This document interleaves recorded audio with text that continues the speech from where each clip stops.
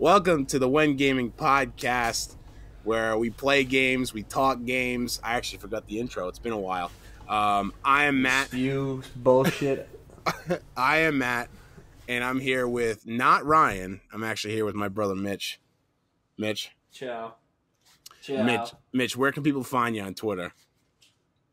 At Fella Fitzgerald. Spelled exactly how it sounds. And it's actually funny because the other guy that I usually do this with, Ryan, his last name is Fitzgerald. No relation. How? Isn't that funny? I'm just a big Ella Fitzgerald fan, you know? I got you. So, I know we... Skeep-a-bop.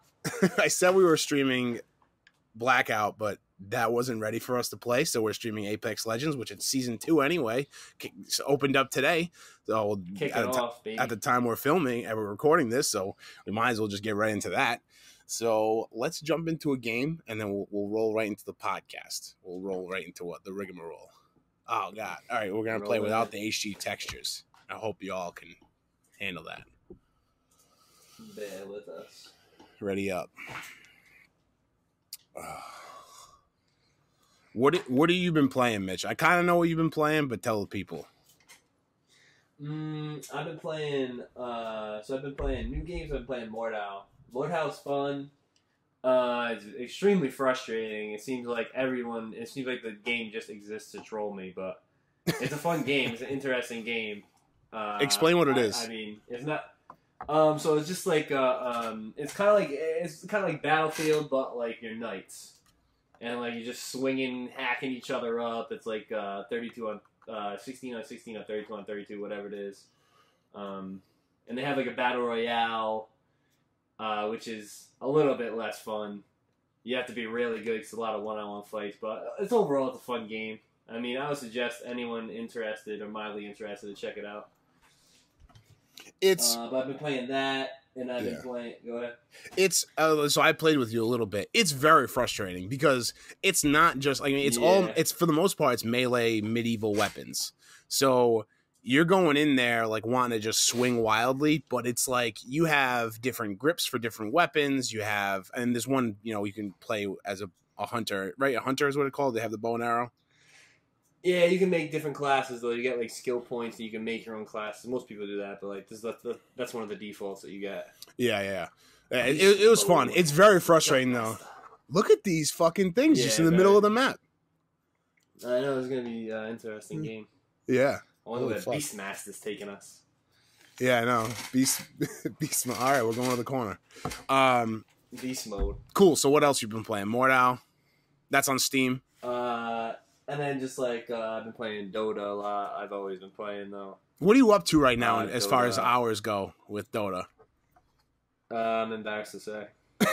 Last I checked, you were close to 2,000, right? You got to be over that by now. Yeah, I'm well over it. Well over the 2,000 mark. That's fucking crazy. Well I've been spamming Ogre Magi. For any Dota fans out there, you know that Ogre Magi is probably the best character in the game. I don't even want to hear any arguments. How often do they add new characters I've been to playing that?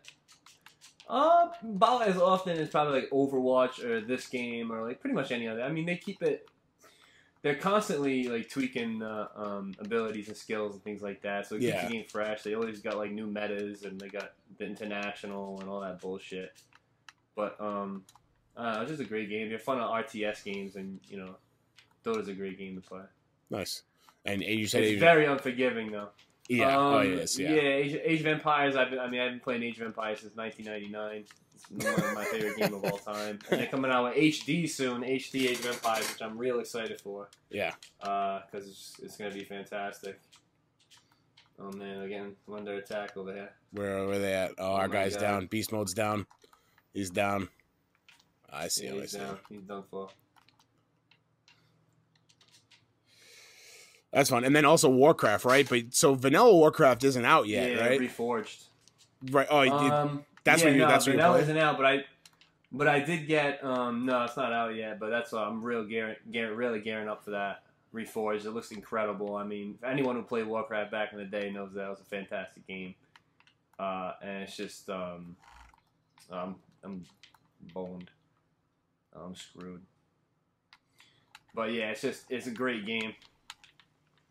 So Reforged is going to be incredible. But yeah, I've been playing World of Warcraft too because My buddy Dave's got a PC, and we used to play it back in the day, so he got in, and we've been playing that. But yeah, Vanilla is gonna be fun. Vanilla will be fun. Later, buddy. Later, buddy. Yeah. I think that guy's still on the roof. Nothing much, honestly. I just got back from like a long, like, he's up on the roof over here. Oh shit, I'm down. He's up there. Oh fuck. Tag him right behind you. I haven't been playing much. I've been on the road a lot, but for what I've been playing, I've been playing Titanfall 2 again. I've been playing Magic Duels on my iPad and on my iPhone. So like just like Magic the Gathering, but just you get them? Later, buddy. See ya. Back to the home screen. Back to the home screen. I can't stand when you play with the third, like a random third, and they just leave, man. Because he would have been alive right now. Yeah, he would have been. And he's just cutting himself short. Yeah. What did you say? Yeah, I've been playing Titanfall 2 again because I've been Respawn Aid Fire, another podcast I listen to, a video game podcast. Those guys do this thing called BR5RB, which is the backlog accomplishments with Respawn Aim Fire and friends. So they go through every month or every couple months, depending on how long the game is, and they play an old game that like some people might have missed or some people want to revisit. And this month it happens to be Titanfall 2, so we're all playing that actually later tonight. But I fucking love cool. Titanfall. I fucking love Titanfall 2, man. It's so funny. Like game. I've been playing a shitload of Apex on the road and at home because I can play it on my laptop. And I went back and played Titanfall 2 starting on Sunday. And I mean, man, like you forget like all the guns are from that game, all the mechanics are from that game, and like it is just such a great such a great multiplayer shooter. It really is amazing. So I'm pumped to be playing that. And then, like I was saying too, I've been playing Magic the Gathering Duel. It's called Magic Duels. It's just Magic the Gathering, the card game on iOS and on iPad. So I just been fucking around with that because I haven't played like games like that in a while. And yeah, so that, and I've dabbled in a little bit of Destiny 2, but the game has changed so much since I last played it. It just was like I gotta really like put some time into it to get back in the swing of things. Whereas with Titanfall 2, I dropped in and I was like, I wasn't killing it right off the bat, but it's because it's a learning curve. It's a totally different speed than any other game you're playing. Like the only other game you could be playing and transition over smoothly might be like Doom or something like that, like something that's super fast paced. Bless you. So that's it. So, I never got into Destiny. I never started playing it. I never got into it. I thought when it first came out, like I don't know, I thought it was like a knockoff of Halo. But I mean, I don't know. I can see why people like it. I never got into it. Yeah, it falls into that category of like the looter shooters, like Borderlands, like was like one of the originals of that genre, and like it's like that, and now it's like you got the Division 2, and you got Anthem, even though Anthem stumbled out of the gate pretty badly. I don't know. Did you ever play Anthem? Did you end up playing that? Yeah, that I played like the demo and stuff. It had a lot of potential. I mean, it was fun. The demo was fun. I don't know. I never got the actual game, but I was going to, and then everyone. It just like, the player base fell off like right after it came out. So it was really weird. Like it just like I never experienced any of the bugs that people were talking about, and anything like Mitch, level 2 body armor here. I never experienced any of the bugs or anything, but it just like for some reason it didn't like grab me as much as like other games like it did, and it should have. Like that type of game like pretty much is like exactly what I would have wanted from. I don't know. But anyway, let's move on to the news. So we're playing Apex Legends right now, which is a fantastic battle royale game made by Respawn. PUBG, which is the battle royale game we both got started on. That was the game we were playing originally. You know what I mean? Like we never, both of us, you never really played Fortnite, right? Like here and there, kind of just like for fun. Yeah, a little bit here and there, but PUBG is. I played H1Z1 a little bit. Right, that's right. Yeah, that's right. Right before Pub came out. Yeah. I played that a bit, but not too much. I remember when you first set up your first gaming PC, when you set up your gaming PC, you showed me H1Z1, and I was like, this is kind of cool, like very, very a novel idea, and now you look at like every game has Battle Royale. There's a legendary little tick guy in here. Yeah, it is crazy. So PUBG is getting the automatic equip feature that Apex has and other Battle Royale games now, which is I love it. I love that too. It makes me want to go back and play PUBG, because I didn't go back to PUBG for, I haven't played PUBG in a long time, but one of the reasons why I wasn't going to is because this game was doing everything that I got out of PUBG better, except for it being like a more real, quote unquote realistic game. But now that it has the auto equip attachments, and you can also like customize it, so you can do, it's 3 different. You can auto equip all attachments. You can just do scopes, or you can do auto replace all attachments. So like if you pick up a new gun, it'll switch all of the attachments you have that are compatible with the next gun to it. So just like how Apex plays, which is great. Yeah, that's awesome. Yeah, and it's like kind of like a quality of life thing that, like if you had told me, like that was one of the biggest issues I had, even playing on PC too, like. It just was like difficult. Like you fumble through your inventory. I'm someone who like, I'm not 100% with a mouse and keyboard. So I'm constantly looking down at my fingers and like, you know what I mean? Like seeing what I'm pressing. So for it to be the auto attach feature is great. And I'm glad that they're adding to it. I'll definitely go back and check it out now. For sure a good change. Sometimes it's just little things like that that make a game better.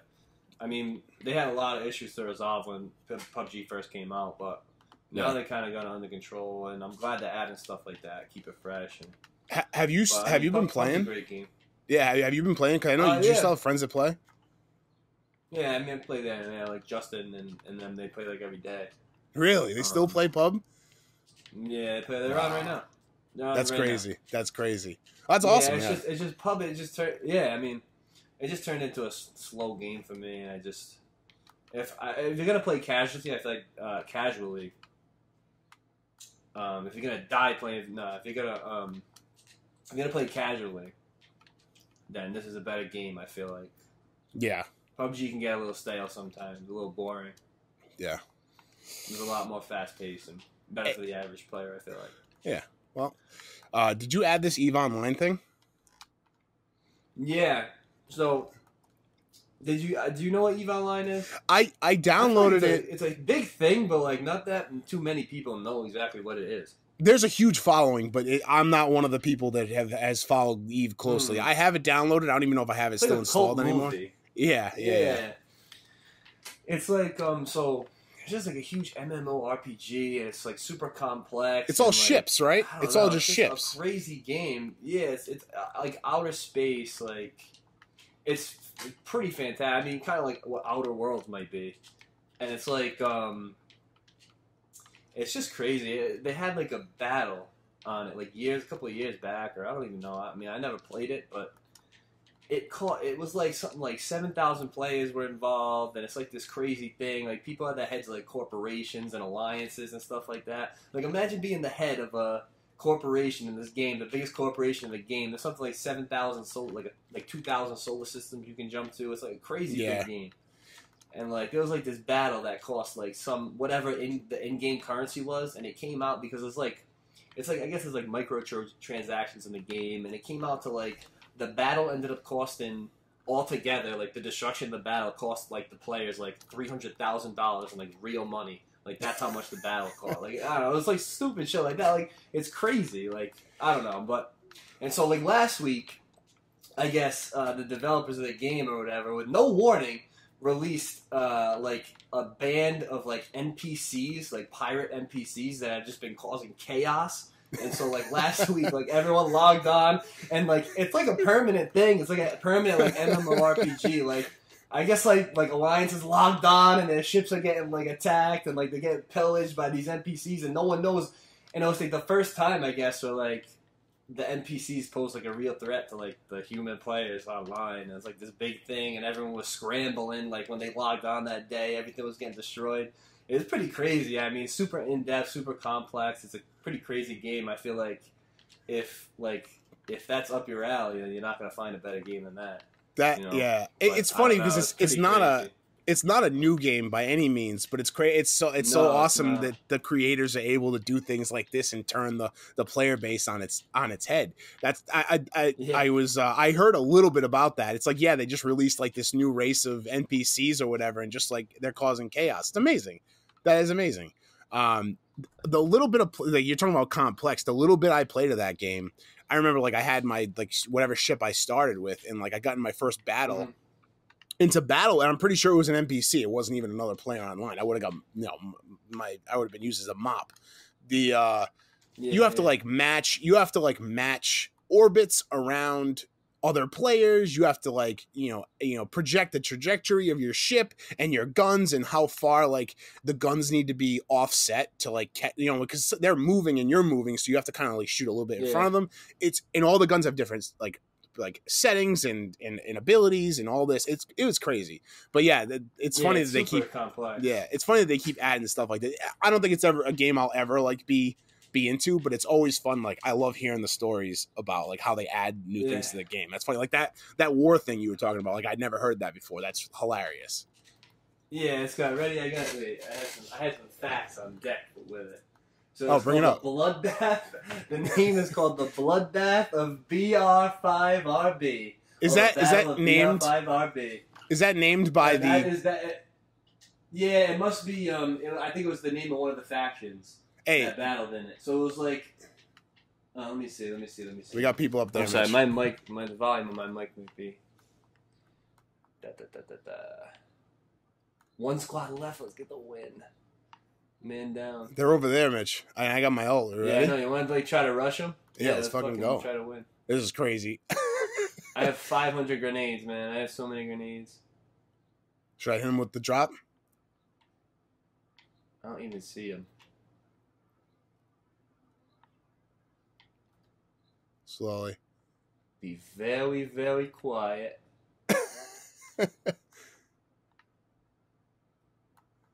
Oh, there they are. Where? They're running right. Oh, right here. Where? Oh, I see them. Oh, they're everywhere.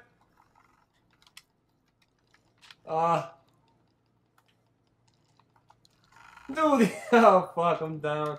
Dude, these grenades, this guy's got a weak arm, man. All right, finish up those. This robot's got a weak arm.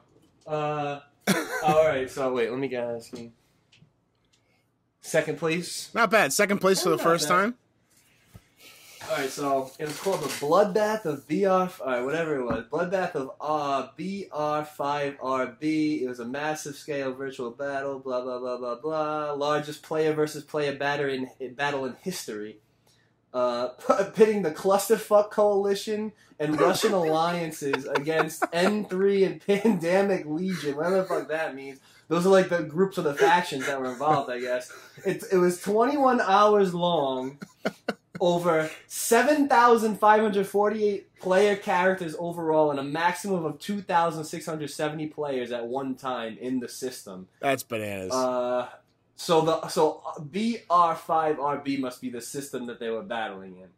So the game cost of the losses total over 11 trillion in-game credit, whatever the fuck it's called, and an estimated theoretical real-world value of $300,000 when like they compare like what the ships trade for and stuff like in the game, which is like crazy.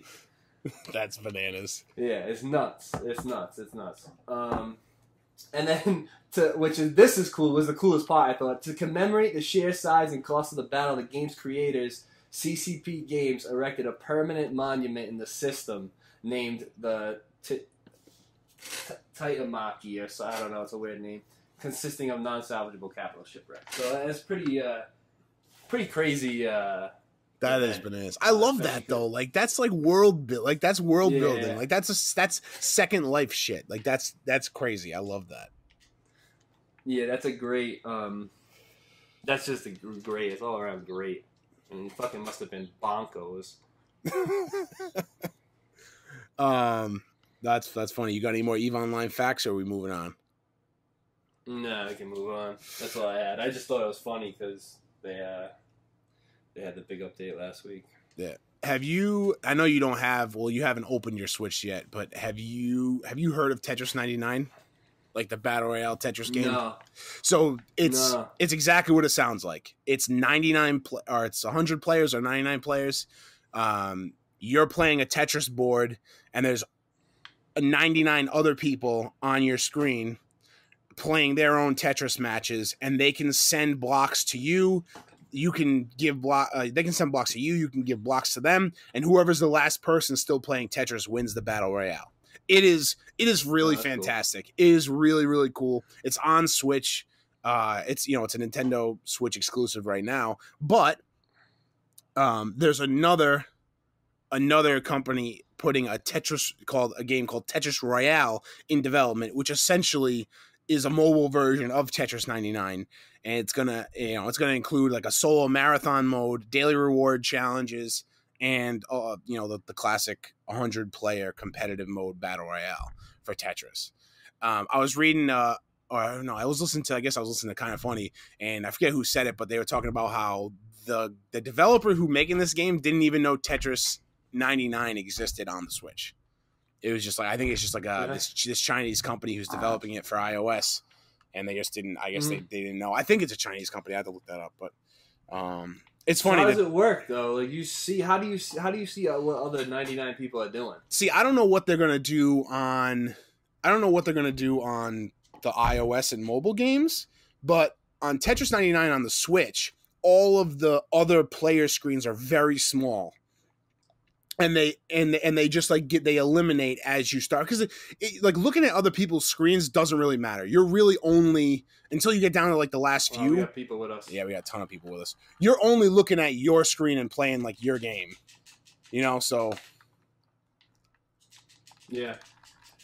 Man. It's not great. This is not great. I got no ammo. Oh shit.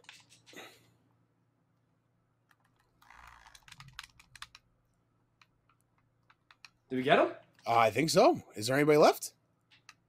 That's amazing. That is absolutely amazing. Is this fence? What the fuck? That's your character did that? That's wild. Yeah. Anyway, so it's coming to mobile. The Switch game, once you open your Switch, is going to be a game you're going to want to play. It's super tough. I've never been good at Tetris. And people that play this are very fucking good. Like, I think the best I've ever placed was like top. Like, I think I broke top 50 once. Like that's as good as I did. Like it is tough. Yeah, it's probably real hard. It's probably real hard to win that. Yeah. 99 people in it? Yeah. And then the last like little news thing here is like there's a Twitter thread rumor and like a Twitter thread with all rumors for the new Call of Duty. You know about the new Call of Duty? They're remastering or they're remaking Modern Warfare. And you know my feelings on Call of Duty games and just in general. Yeah, you just like you think they're just like the same beat every year. Yeah, they resell you the same game every year, different skin on it. No, it's not. It is the same fucking game every year. See, I did agree with you when me and you used to play them like almost every year. I did agree with you. The new one, because I haven't played one in a while, feels like Black Ops 4 feels like super new to me. Like it feels like other first person shooters because they're all kind of like mimicking each other now. But as a Call of Duty game, it felt new, and also it was fun to get back into the zombie mode, which I think the zombie mode in Black Ops 4 is one of the best that they've ever done. Zombies is always going to be fun no matter what. They just come out with a zombies game, standalone zombies game would be phenomenal. It would be awesome if they did it. You know how they do the every other year with the developers, or like I guess it's a 3 developer cycle. It would be cool if one of the developers was just zombie mode, like a zombie campaign and an online zombie game. That would be dope. You know how easy you could do is like a zombie battle royale, like like you can kill each other, but the main threat are the zombies. Yeah, like you gotta get around. That's pretty cool. That would be cool. I'd play that. That would be cool. Like they could do a lot with it, but it's just like Call of Duty game. I don't know. Maybe it changed. Like since like I was playing. Like the last one I really played. Like I can't even remember the last one. Like I actually played online and stuff. Yeah. But it just I don't know. It's just I don't know. Yeah. Just every year, it's just they're too similar. There's no way you can release that many games like year after year. Like every year they had a new game every single year. Yeah. Like you can't there's no way you can come up with a good game in that short amount of time. Like, well, I understand it's a sequel or sequels to the games, but it's now the new ones come out in those guys right here. Oh, purple vest. Ooh. See you, buddy. Oh. This kid on our team's pretty good. There's gotta be someone else somewhere, though. You want to get that vest? So anyway, it's a 3 developer swing now. it's 3 different developers, and so it's every 2 years a developer has to put out a Call of Duty game. It's still kind of crazy because we were talking about a few weeks ago on this that one of the developers now got pulled to work on this this or the next one, and so they're gonna have a year cut off of what their usual development time is. But anyway, so the new rumors or whatever from this Twitter account, MW Modern Warfare, and I don't know how accurate they're going to be, but they're saying that there's going to be a cash system in the battle royale mode where it's like zombies, where like you kill people or you do like tasks and you get money and you can buy guns. I don't know if you'll also have to find guns, but there's going to be supposedly there'll be a cash system, and they're working on putting up to 200 players on a map, which they're saying the map is going to be crazy. 3 times the size of Blackout, which means it's going to be big because the Blackout map is pretty big. So 3 times the size of the Blackout map, 200 players. They've tested with 152. And again, this is all rumors. I don't know how true this is. Another detail that they didn't put in the article, but I went back and looked at the original tweets, is they were saying that if these are true rumors, they're also saying that this battle royale mode, this like groundbreaking battle royale mode, is not going to release with the game. It's going to be a delayed release. Now, I know you played the Battlefield games. You haven't played the new one though, right? The newest one? No. So the newest one had that same issue, right? They launched Battlefield 5, but the battle royale mode didn't come out when the game dropped, which sent a lot of players over to Black Ops 4, from what I remember and reading about and things. So I wonder how, on the flip side, how is that going to hurt Call of Duty now if they don't release this like groundbreaking battle royale mode? You know what I mean? Like at the time when the game comes out. Yeah, so. I mean, I don't know why developers do that. Yeah, it doesn't make any sense to me why they would not release the whole game. Yeah, but I mean that's what they do now. That's just what they do. They release it to you in pieces. I don't know. The good thing about this is that there's going to be a story mode. So you know what I mean? Like that was my biggest problem with the newest Call of Duty. Yeah. So now they're coming back. Have the solo mode. Yeah. Yeah, that was one of the best things about it, and they just got rid of it. I understand they added the battle royale, but yeah. So this new one is going to have a campaign mode, and then what is rumored to be Black Ops 5 for next year is also going to have a story mode, and it's going to be based in the Cold War, which is pretty cool. You got this guy over here? You see him? He's under the house. I don't see him. He's right here. Yeah, he's under, right? Yeah. I'm coming. He's down. There's a guy on top too. On the roof? Damn, where's our fucking team? On the roof? Yeah, he's on the roof. Not anymore. Where is he? Is he down? No, he's downed up boy in the house. Ah, fuck, there's a guy in the house too. All right. Yeah, so those are the rumors for the new Call of Duty. 200 players, that's fucking crazy. A 3-time map size than Blackout. Yeah, that's I'd like bananas. To see them do it. Yeah, that's bananas. People, man. We'll see. That's a lot of people. And also, so Apex right now is 60 people. It's teams of 3, 20 teams. If you win, it takes between 20 and 25 minutes, right? Conservatively speaking. A 200. Now, are they going to allow solo? Are they going to allow 200 solo players to jump into a game? How long is that match going to take? You're looking at you know what I mean? Like, how long is that going to take? Especially with a map that size.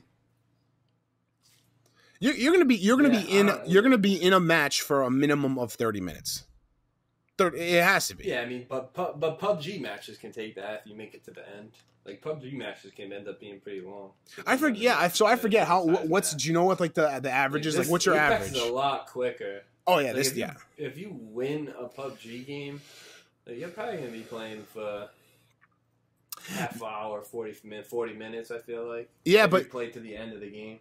I feel like with Apex, you don't have a choice to play solos, duos. You have to play teams of 3, and teams of 3 go down way quicker because they stick together rather than a bunch of duos or a bunch of single players because they're all scattered. You can make the game as quick as you want, depending on how fast you make the circle come in. I mean, I don't think it really percentage-wise, I think it's going to be the same amount of time as like a PUBG game, no matter how many people in the map. But I just want to see him get 200 people in a game without a lot of fucking technical difficulties, especially on the Xbox.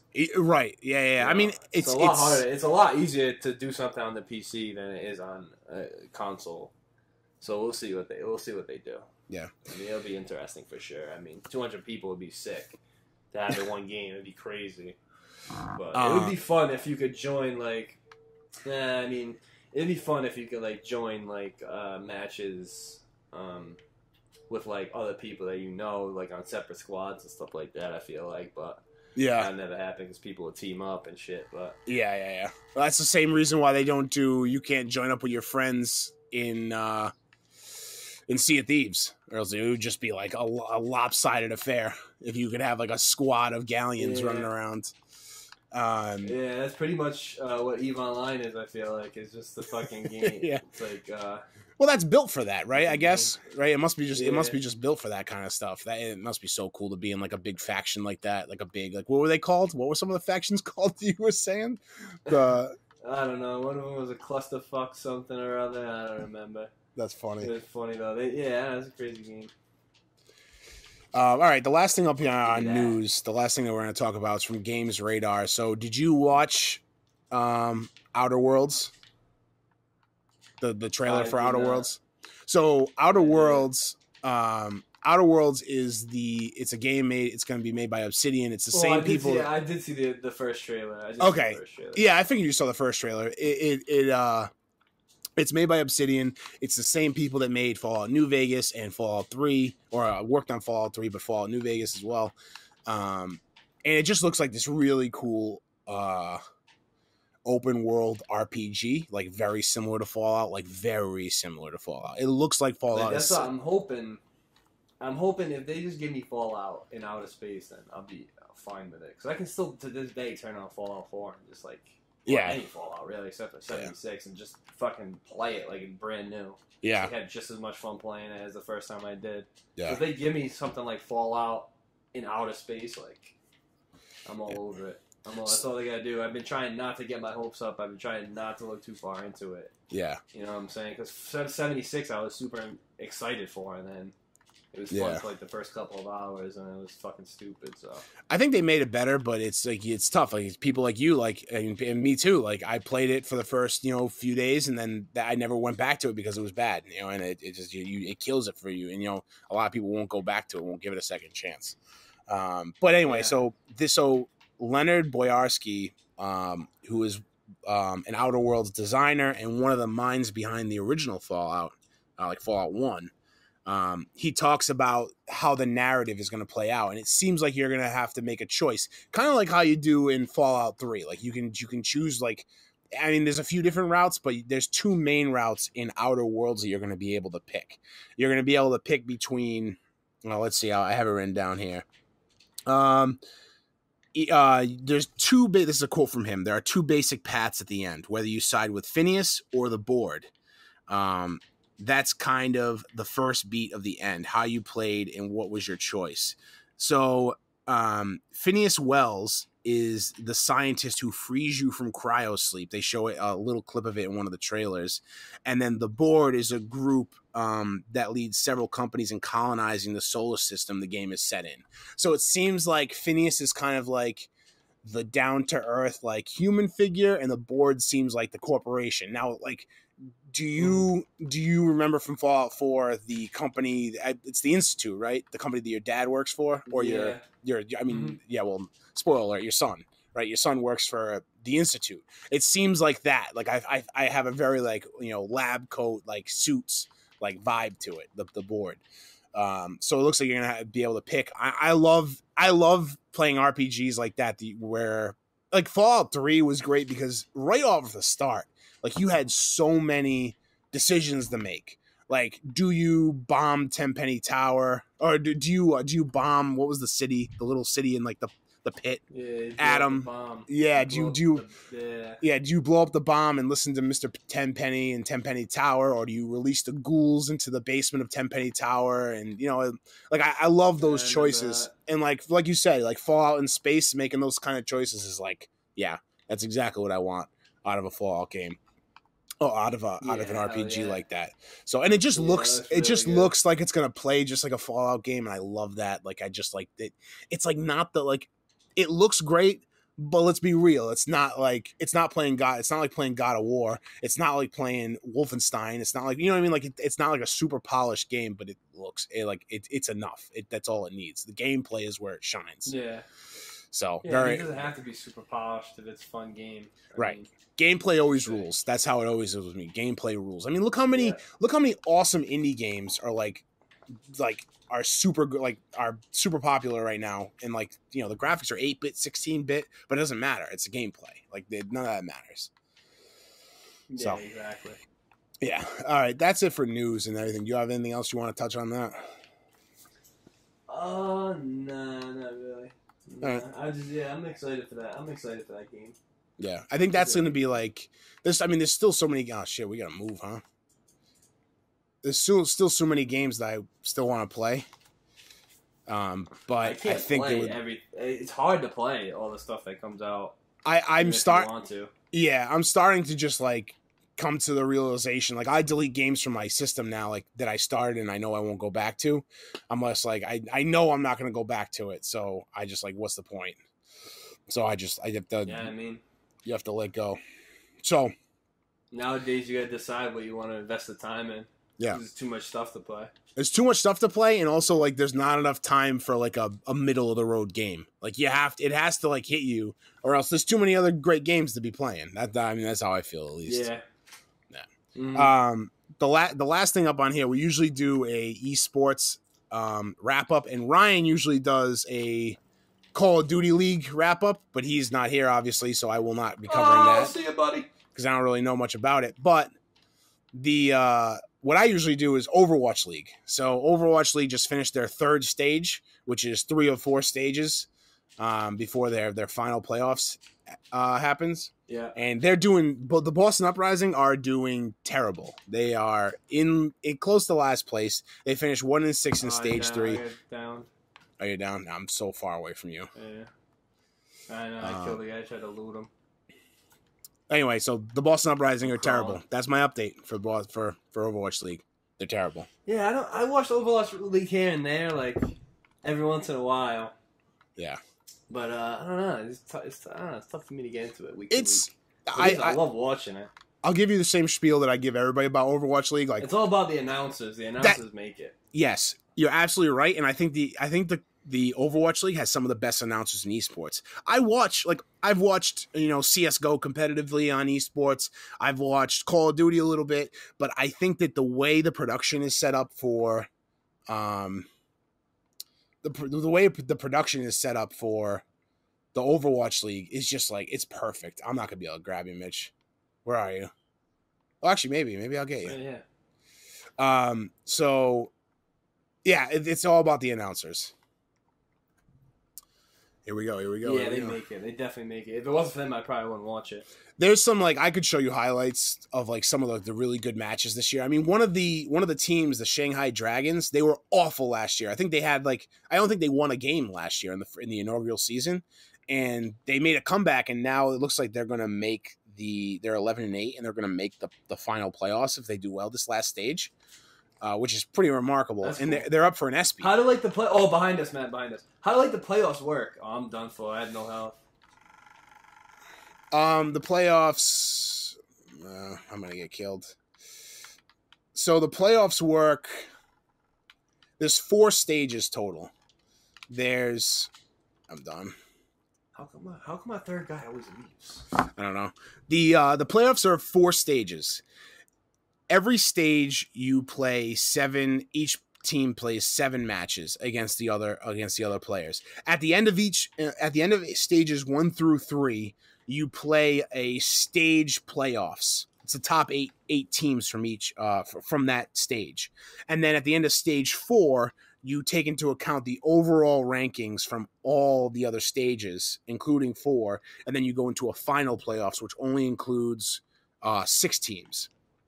I believe it's 3 and 3 from each. So there's an East and a West, or an Atlantic and Pacific. they pull from there, and then you duke it out in bracket style. How many teams are in the league? So I believe there's 16. There's 16, I believe. 1 second. 16. Yeah. Well, last year there was only 8. And they added. That's more than I thought there was. Yeah, they added a bunch. Hold on, let me get a count for you. I honestly haven't been paying attention because the Boston Uprising has been so bad. I have been like depressed to watch. 1, 2.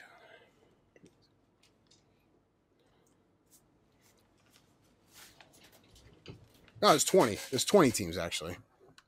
So, yeah, not good. They went 1-6 in this last stage.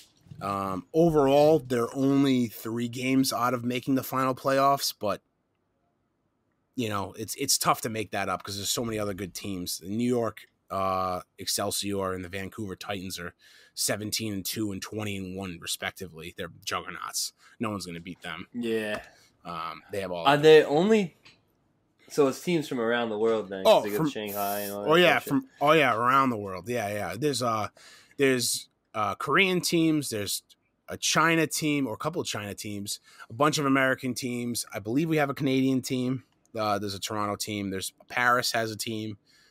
It is, and like the way they do this, like I said, the production value for all their setups, and I've yacked about this a shitload on the podcast before, but it's all really well done. Next year they start homestands, so a few weeks out of the season, like teams will be able to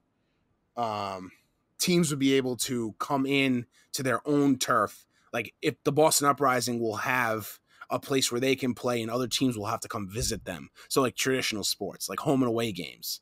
So that's pretty cool. Yeah, and I'm excited. Cool. I'm excited to go watch one live. I bought earlier this year. I bought tickets to LA because they only do it in LA to go see the Boston Uprising. I had a free weekend and I had like extra points for Southwest Airlines, and I was going to just fly out. I ended up going, but the tickets are cheap, and it would have been cool to be there in person to watch it. So.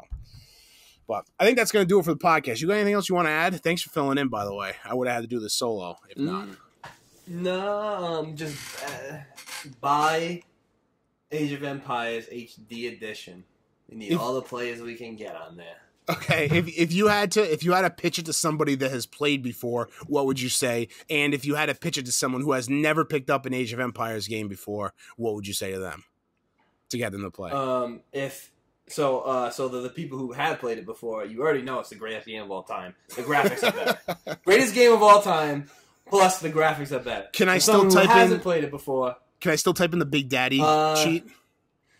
That was for the first one, I think. But you can probably still use the cheats on like the single player. The cheats on the second one is coinage for gold, 1,000 gold. Lumberjack, cheese steak and Jimmy's was the food one, and there's one for stone. Wait, rock on. It was rock on for stone. The Big Daddy was the black map, cars. It was Marco, and then to uncover the fog, it was Polo. That's funny. Big Daddy for the cars, yeah, in the first one, yeah, it had like the cars, and like the Dodge Vipers in the fucking game. Yeah, but yeah. So for people who haven't played it before. I mean, how do you describe an RTS game? I mean, if you never played an RTS game before, pick up an RTS game because they're fucking incredible. But I don't know, for people who haven't played it before, it's one of the most, probably one of the most, how do I say this?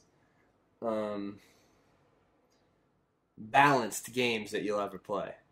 Okay. Super balanced game. And it's just super fun. I mean, just pick it up, play it, see how you like it. I mean, it's not going to be super expensive. It's not a new game, so I'm sure it's not going to be super expensive. Yeah. If you want, I think like the edition that's on Steam right now is like I think $20, something like that, and it's they have all like after the fact campaigns that they added throughout the years and stuff like that. So there's a lot of extra stuff if you haven't played the game in a while. Is it graphic intensive? The new one, the HD remake. No, it just looks a little bit better. They didn't change it at all. They added, I think they might have added an actual campaign, like a new campaign on top of it. Like the developers actually added it, but it wasn't like a community thing. Yeah. But, But yeah, I mean, it looks like this is pretty much the same game to me. And the campaigns were really good. Like the campaigns, followed like the original ones, like Joan of Arc and Hannibal on the elephants marching across wherever the fuck he marched across. I don't remember, Morocco or Madagascar, whatever the fuck he went across. And then, but yeah, it's just a fantastic game. And then Warcraft Reforged. I mean, if you play StarCraft or Warcraft or anything like that, you know how good that's going to be. Same deal. It's just going to be better graphics. It looks like, but also very balanced, very, very good game. Very good game. Very cool. Well, thanks again for filling in. This has been the When Gaming Podcast. When we play games, we talk games, and you play with your brother. We're going to be back next week, same time. I don't know if Mitch is going to be back. Mitch, if you want to be back, you're welcome on. Or again, I'm gonna have to be doing this solo again. But we'll be streaming something different. So that'll do it for today. I'll see you next week. See ya.